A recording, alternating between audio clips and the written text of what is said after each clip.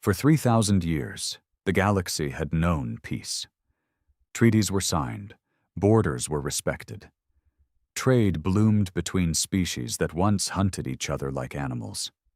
The Galactic Accord, formed after the last devastating war, became the backbone of this uneasy harmony. The Archon Dominion, the Vailari clans, the insectoid Krell, the sentient gas forms of Nebari, and a dozen other powerful empires upheld the code. And yet, humanity never signed it. Not once. They weren't banned, not exactly, just ignored, dismissed. Shelved into that dark, forgotten corner of the galaxy where no one really wanted to look. Humans were unpredictable, volatile, emotional creatures. Too young, too messy, too chaotic. So when the Galactic Accord was finalized, the decision was quietly unanimous. Leave Earth out of it. Let them rot in their backwater system. And they did, or so everyone thought. That is, until today. A single message rippled across the entire galaxy. Short, cold, unmistakably clear. This is Supreme Executor Jakal of the Krell Armada. The Accord is null. War is declared. Our first target is Earth. The gas forms of Nebari howled in frequencies only stars could hear. The Archon overlords called emergency sessions. The Vailari, ever proud, prepared their fleets, but the one species that should have panicked didn't flinch. Earth received the message, and humanity? They smirked. Not because they thought it was a joke, not because they underestimated the threat, but because they'd been waiting for 3,000 years. The rest of the galaxy had spent millennia softening, padding their power in treaties and diplomacy. But humanity? Humanity never stopped sharpening its claws.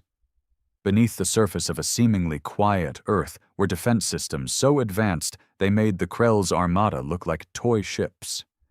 Hidden colonies on Saturn's moons had weaponized gravitational folds. Mars wasn't a red wasteland. It was a fortress. Humanity had never needed an invitation to the Accord. They built their own council in silence. And now, war had come knocking. In the darkest war room buried under the Himalayan mountains, Commander Rhea Solis leaned back in her chair, sipping bitter black coffee as she watched the Krell fleet move closer on the holographic grid. "About damn time," she muttered, a crooked grin tugging at her lips.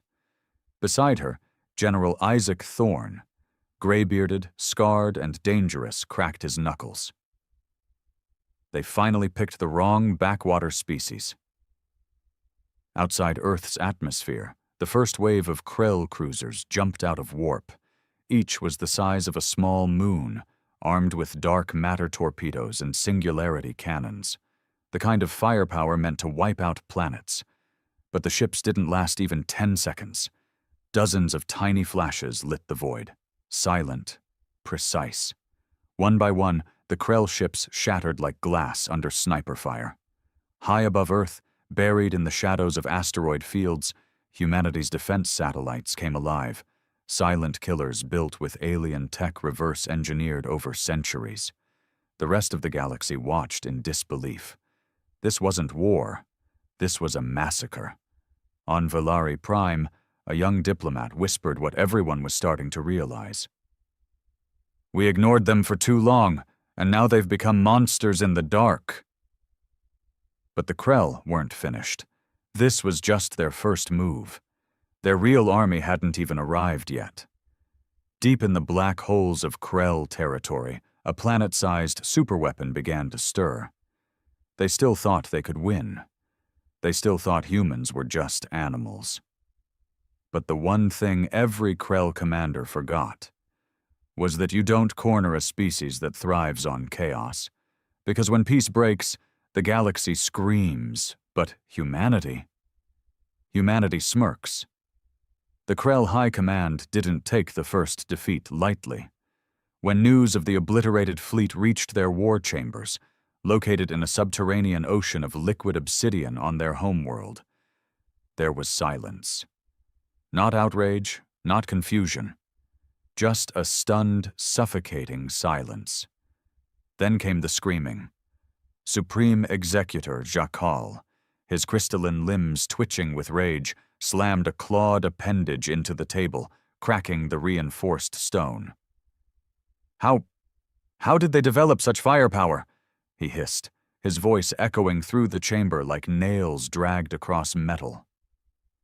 They were primitive, uninvited, unworthy. But deep down, he knew.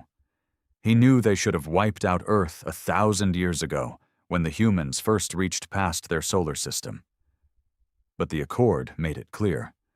No unprovoked attacks on developing species. So they waited. And now, the Krell had hesitated too long. Across the stars, panic spread like wildfire.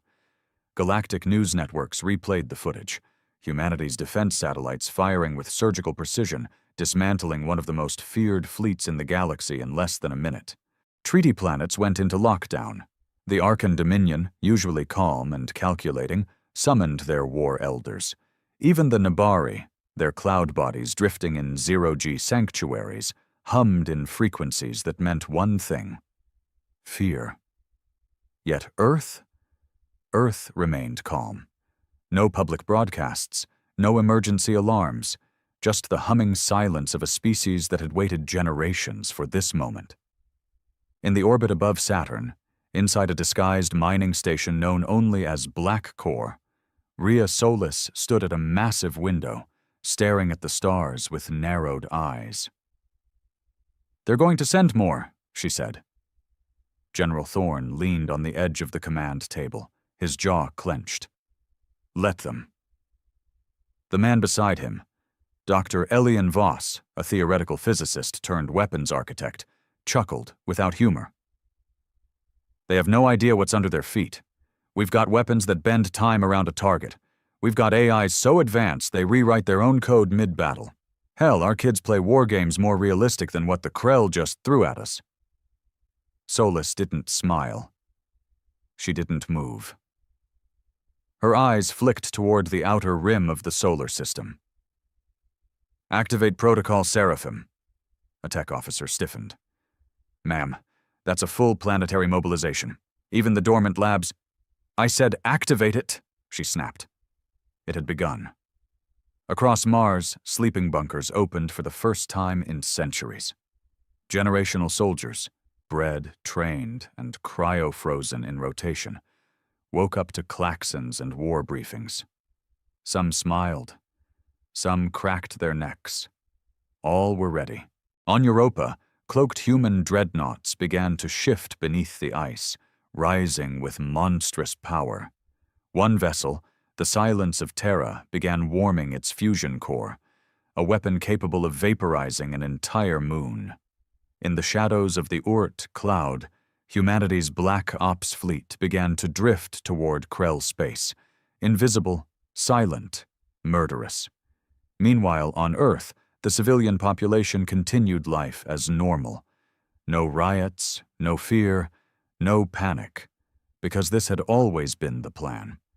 Ever since humanity was excluded from the Accord, their leaders knew. They weren't being left out. They were being isolated, watched, feared. So Earth turned inward, became a fortress, not just technologically, but culturally, mentally, genetically. They didn't care about being loved. They wanted to be ready. The Krell, furious and humiliated, were preparing their true weapon now. A biomechanical god machine that took centuries to construct, the Leviathan, bigger than a planet, smarter than 1,000 Krell strategists, fueled by black star energy and revenge. But humans? They'd already built something worse. And it had a name. Project Hades. It was no ship. It was no fleet. It was a human being. One man. The last result of a banned experiment in spliced AI neural grafting, combat mutation, and quantum cognition. He hadn't been awakened in over 100 years. He was sleeping until now. As Earth's deepest vaults hissed open, alarms sang across hidden facilities. Inside a chamber of black stone and red light, a voice rang out. "Subject 0, consciousness online."